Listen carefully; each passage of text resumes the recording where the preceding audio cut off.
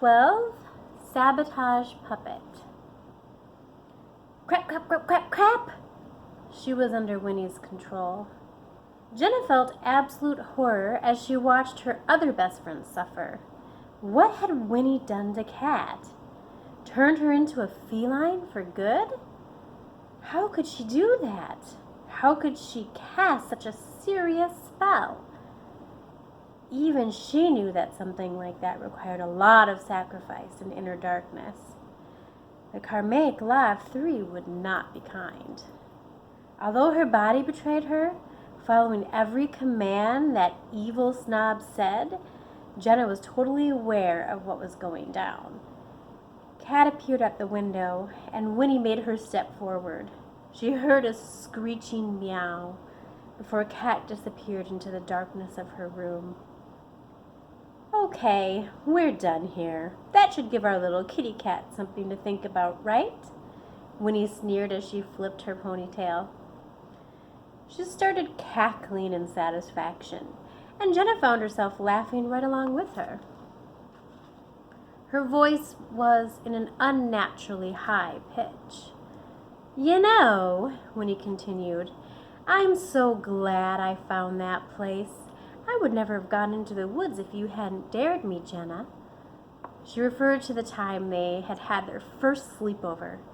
Jenna's memory wandered back to that night. Her mother was gone. She'd been scheduled to waitress the evening shift. This made it easy to do things like play dare or sneak cigarettes. Jenna had dared Winnie to try a smoke, but she chickened out. Jenna mercilessly teased her into doing another dare. This time, Winnie had to go as far into the woods as she could. Winnie reluctantly took the flashlight and looked up at the full moon. I'm not scared, she sassed back at Jenna, who was busy trying to light a smoke. Prove it, Jenna said smugly. Winnie leaned down to tie her shoelace and braced herself for a terrifying experience. Jenna had stood at the edge, expecting her to go 5 feet in and come out. After all, she'd been freaked out just walking through Old Man Yager's cornfield. Instead, Winnie surprised her. She ventured in and didn't come out for almost an hour. Jenna had smoked 3 cigarettes by the time she'd come back. Where the hell were you? Jenna sputtered as she emerged from the shadow of the trees. I thought you got lost or something, and I was about to come in after you, she casually lied. Winnie's nightgown had dirt on it, and her cheeks were flushed. I found the coolest thing. Come on, you have to see. Jenna rolled her eyes. Seriously, I am not falling for this. It's cool. You proved me wrong. You're not a wuss. You stayed in the woods like 20 minutes or something. So let's go. Winnie was usually docile, but this time her nostrils flared and her gray eyes grew intense. No, you don't get it. I found something you have to see to believe. Now quit being a chicken turd and come with me. Jenna was impressed. Winnie had obviously done much more exploring than she had. She couldn't let Winnie outdo her. Jenna would not be labeled a chicken turd. They trudged into the woods, their nightgowns getting dirty and muddy, the dim light of the flashlight flickering on and off. Winnie would periodically have to stop and shake it to light their way. Finally, they followed a deer trail to a dead end, a bluff. Great, Jenna exclaimed sarcastically. You brought me to some bluffs. Are we going rock climbing or something? Jenna was irritated she'd fallen for a prank. Before she could turn and run, Winnie pulled back the Virginia creeper vine that covered the small mouth of a cave. This way, she urged. For the first time, Jenna followed her lead, as she did for years to come. Winnie had won Jenna's respect a long time ago. Now she'd lost it. Her supposed best friend had given her brother a love potion, turned their other best friend into a feline, and she was pretty much a puppet. Whatever Winnie wanted, Jenna was beholden to do. Winnie couldn't take away her thoughts, though. She could only control her body and everything that she said. Great. As Winnie started walking away, so did Jenna. She wanted so badly to stop laughing, but that would mean that Winnie would have to cease thinking what she'd just done was funny.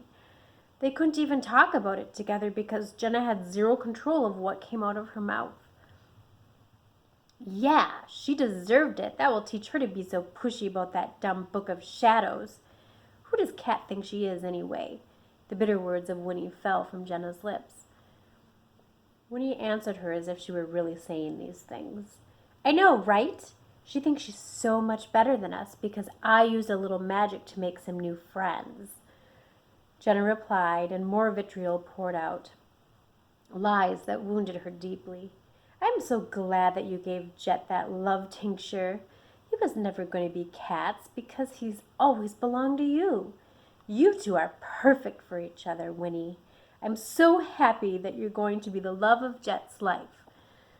Jenna felt vomit creeping up her throat, but she swallowed it back down. Winnie had to believe she was on her side if she was ever going to be able to help Kat and Jet.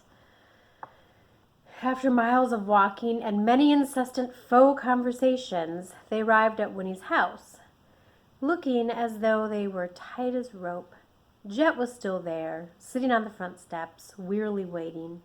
He was shivering, and his hoodie was pulled up over his head so you couldn't see his face. You can take your sister home now, Winnie ordered. I'll see you both tomorrow morning for a ride to school. Good night. She cheerfully bounded into her home and slammed the door behind her. Jenna and Jet rode home together in silence. They were both exhausted, and quite frankly, Jet didn't have a clue what was going on. Once home, Jenna sank into her bed. The mercy of sleep went by way too quickly. Before she was ready, her eyes popped open and her body started getting dressed for school. The clothes she picked, the way she styled her hair, everything she physically did was the way Winnie wanted it. She looked like a stupid Spice Girl. Winnie was smug as she climbed into the car. She even made Jenna give up shotgun and climb into the back. Of course, Jet was driving because he'd turned down riding to school with his teammates. Jenna reached for her smokes and then realized that her fingers wouldn't hold a cigarette. Winnie giggled as she watched her fumble. It's such a bad habit, Jenna. Maybe the universe is trying to tell you something. Jenna thought, if it is the last thing... Winnie handled it badly, as usual. Oh, she's just helping me out today. Rides to and from school, you know. Madison and her entourage were soon gripped by the latest gossip, and Jenna was forgotten. The irony that Winnie had put a terrible spell on her best friend, but not on Madison, was not lost on Jenna. Even through the torment, she could not forget the true Winnie. Somehow, Jenna had to get her back. This person standing next to her was a stranger. Jenna hoped that there was some corner of Winnie's mind that knew she'd gone too far. Usually, Jenna would have bailed by now. This day was a total suck bucket. Better to be cashiering and having unlimited smoke breaks. Study hall was this hour. Jenna looked forward to taking a nap. She plopped down in the last desk of the far right corner and dug in her bag for a magazine to read. Mr. Garrison's eyes scaled the classroom and noticed that she didn't ditch today. Usually he gave her a pass, hippie lit teacher that he was. Today he was in a sour mood. Charming to see you, Miss Linden, he said sarcastically. She put her feet up on the desk like a badass, hoping to get sent to the dean's office and make her escape. No such luck. He simply walked over and confiscated her magazine. No entertainment in class. Study, Mr. Garrison ordered. Instead, Jenna pulled out her notebook. She closed her eyes and focused on the divine. Maiden, mother, crone, come to me, guide me, protect me, she thought. Her hands started drawing circles over and over and over.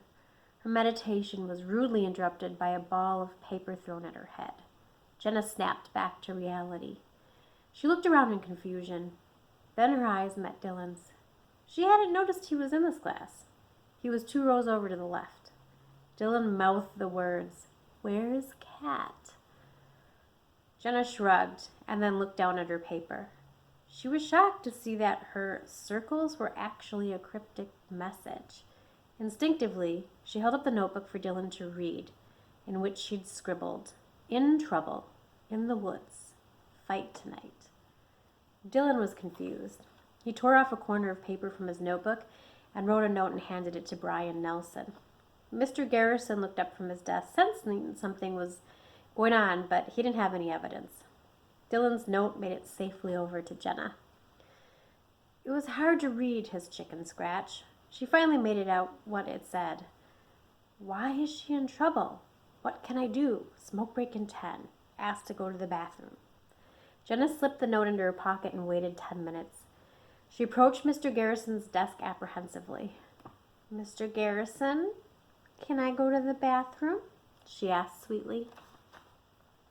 Mr. Garrison looked up from the book he was reading. I have noted that you are here, Miss Linden, so you will need to return. She nodded in agreement. Cool. She grabbed the hall pass and headed to the first floor girls' bathroom so she could slip out the window and go to the student parking lot. Being her dodgy self, she made it out in less than 5 minutes. She sat behind her car, keeping lookout for Dylan. Finally, she said as he approached. Sorry, I didn't want to piss off Mr. Garrison by asking too soon. I think he suspected anyway, but he's cool. So, what's up? Dylan replied. I don't really know that much. Kat's in trouble, and I'm gonna try to help her. Here's the thing. I know this sounds crazy, but I can't actually physically be there to help her. Dylan combed his hands through his blonde hair and exhaled. Yeah, that does sound crazy. What the hell, Jenna? I thought you were going to tell me she's sick or something. What is this in the woods crap? Jenna tried to explain. Look, I don't really have all the details. Dylan, if you give 2 roaring farts, then you need to look for her in the Oak Ridge woods. She's not dead or anything, if that's what you're thinking. She's just going through some changes right now. Jenna knew how ridiculous this sounded. What was she supposed to tell him? Cat is now a black cat and he needs to go in the woods and call, here, kitty, kitty? He shook his head. No way. I'm not going to go on a stroll through the woods just to have you laugh your ass off later at the prank you pulled. He got up abruptly and headed back. Dylan, she called after him. It's not a joke. I mean, Cat really does need your help. Please? He stopped and turned. Why can't you come then? His eyes were suspicious with good reason. It wasn't like Jenna had never pulled some stunts on her classmates before. She took a deep breath. I promise you, I will be there if I can. I wish I could tell you more. I just can't, she said in all seriousness.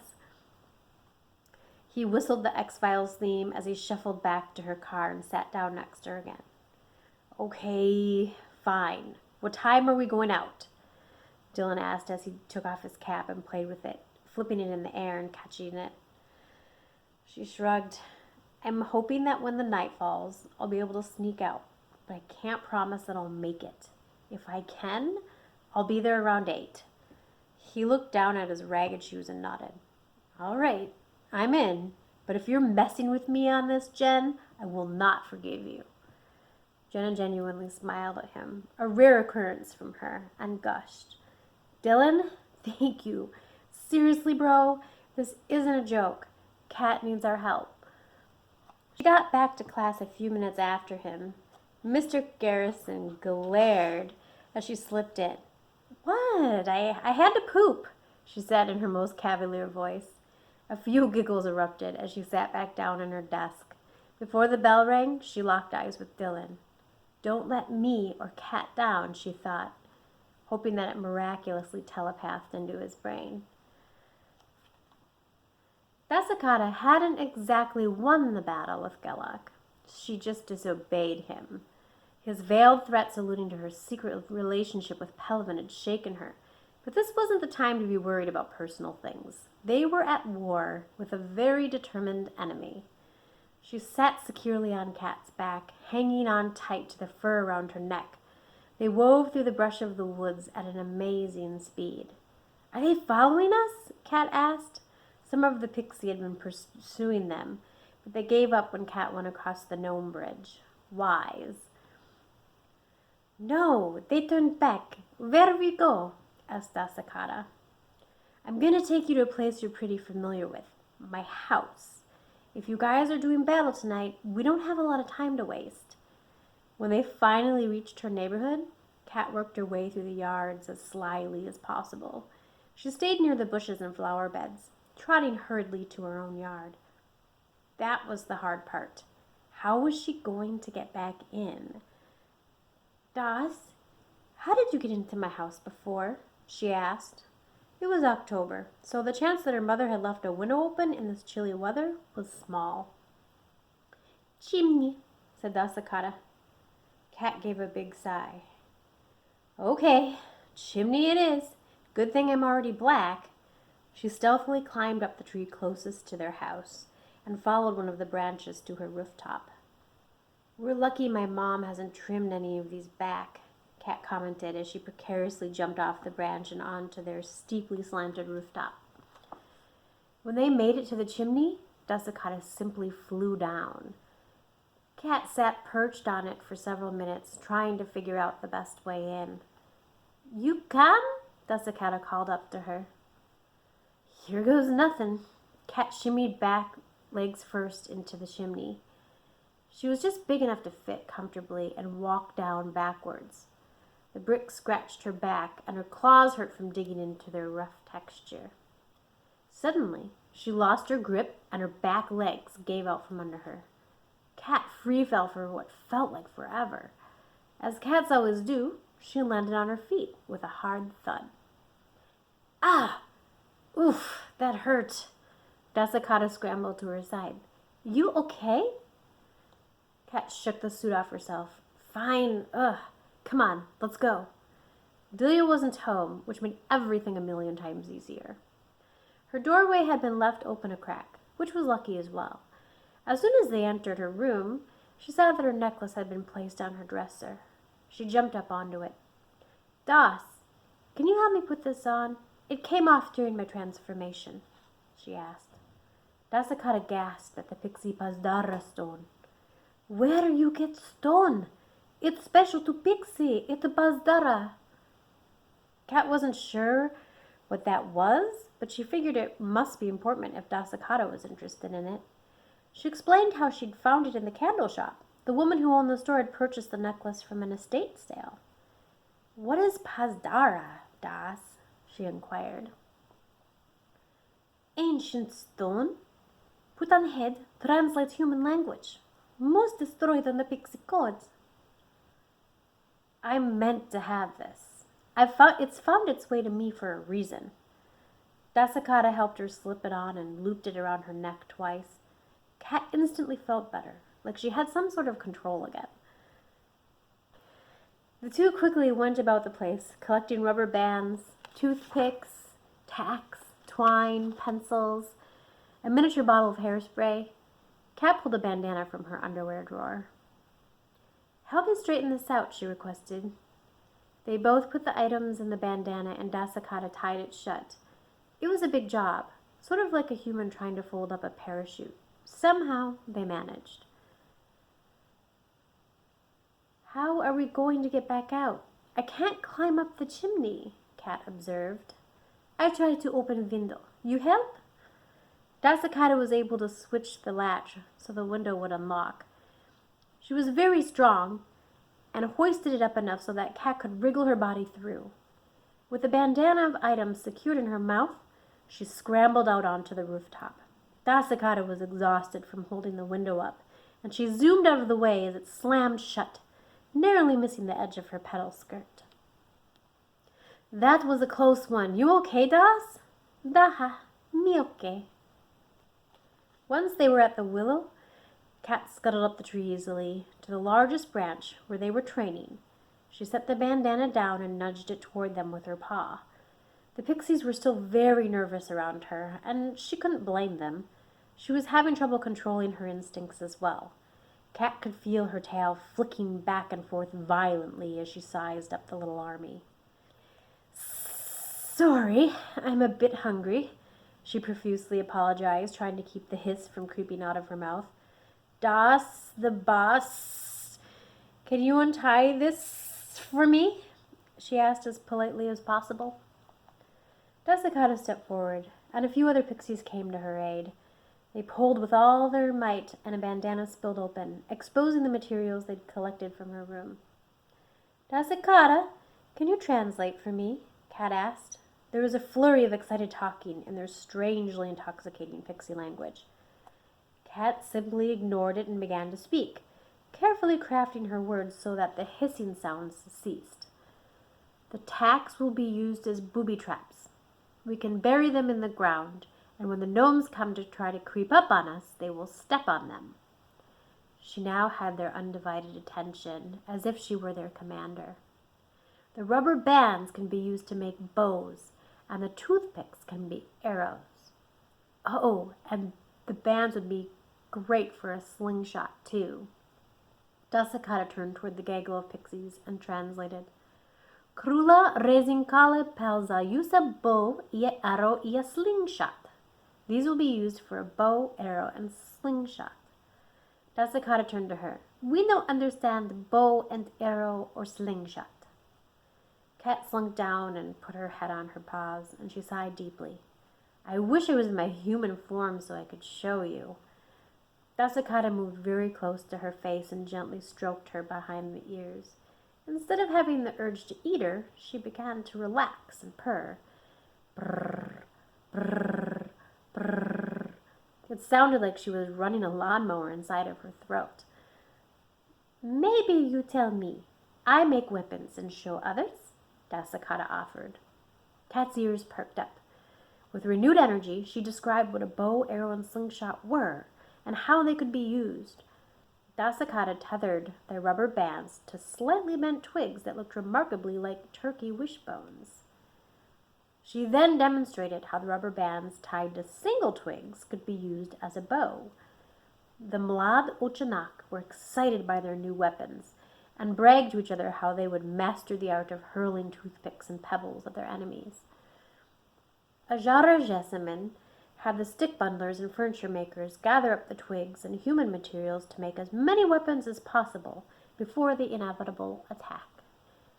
She warned the Pixie warriors, "Nem vremyak abuchnak sanoinawi novik tulak." There might not be time to train with your new weapons.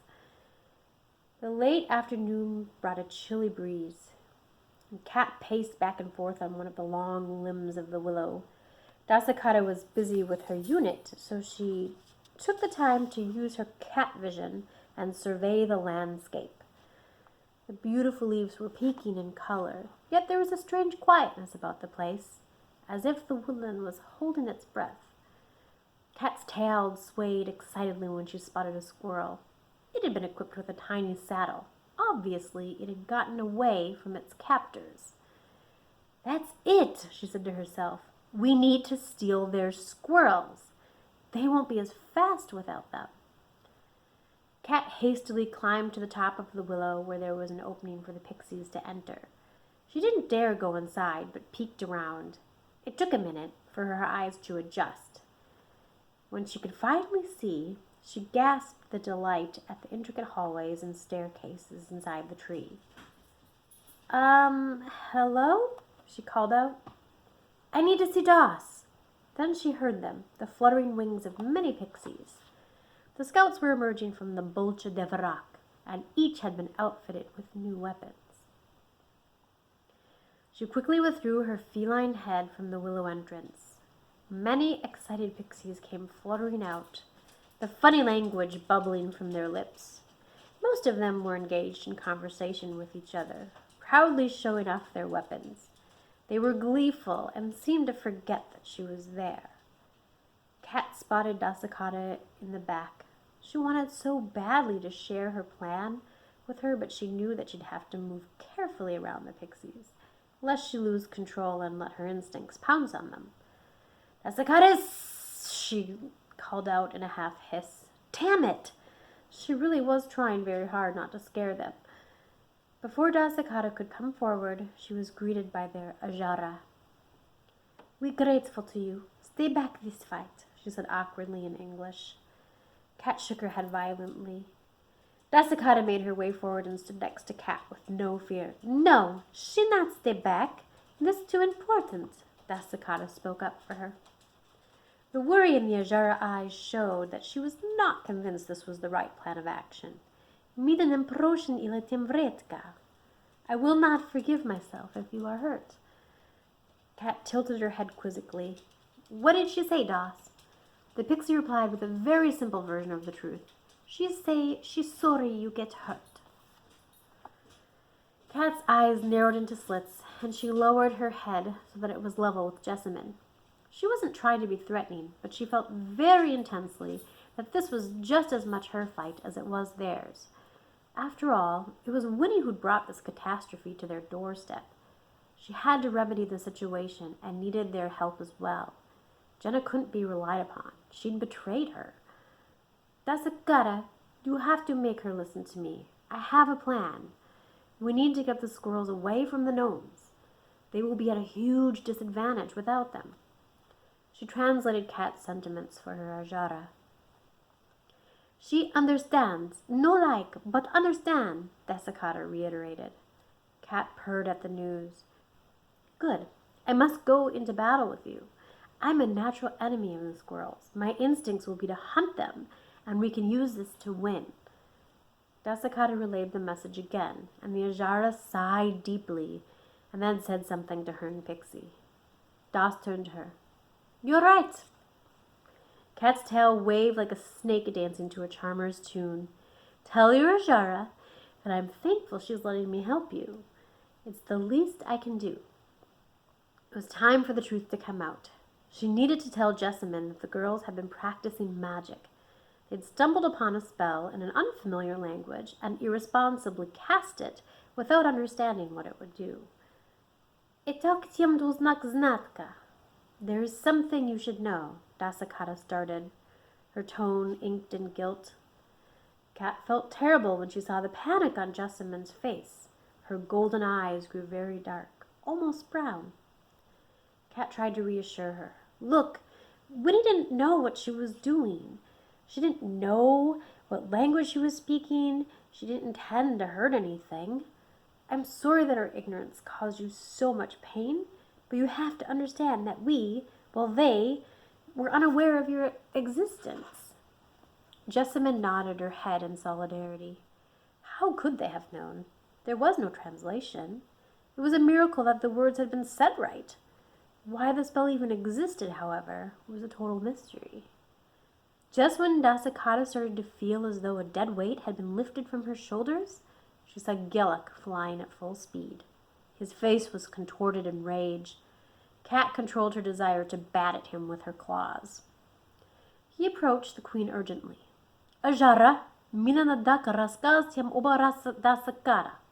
Queen, I must tell you about Dasakata. He landed next to them and continued. Onka atpuskala pratikivak mina zakaza. Mina nem idatka sa mной koshkala. She left against my orders. I did not want her going with the cat. Ajara, mina moga objaśnatka. Queen, I can explain. Dasakata tried to stop his personal attack on her, but he rudely cut in. Onka abashamak mina maui jenak. Mina nam vida ostrasha. She promised me we would partner. I didn't want to see her in danger, Gillick informed Jessamine. Dasakata firmly denied it. Yem, she gasped at him. Her violet eyes flashed with rage at his lies. Gillick was brilliant at politics, and it just so happened that he'd known about her and Pelivan for a very long time. He'd coveted Dasakata from afar. She was a very beautiful and smart pixie. He was sure that he could add power to her line, the power her own Miam had lost when she decided to partner with Dasakata's Dyadak. Although it was the female pixies that chose their match, Gillick couldn't let this opportunity to partner with Dasakata slip away. His maneuver would convince others that she was courting him. For Gillick, it was about helping himself. He knew how to get his way, and he was certain that she was a very good love match for him, especially now that she'd acquired the skill of fluent Pazdara. She would come around, he assured himself after seeing the shock and horror on her face. Her beauty deserved to be partnered with a line like his. Cat wasn't sure what was going on, but she knew there was trouble. Unfortunately, the sun was going down, and there wasn't much time before they would need to get organized for battle. She rudely butted into the pixie's spat. Guys, we don't have time for whatever you're talking about right now. We have to get ready to battle the gnomes and set our traps, she eagerly commanded. With a wave of her hand, Jessamine separated Gelluck and Dasakata. They sailed off in opposite directions. Whatever the truth was between them, now wasn't the time for her to consider partnerships. Her efforts had to be focused on protecting her pixie and finding a way to reverse the spell. There was still hope that Kenkros and his brethren could be saved. Thanks for listening.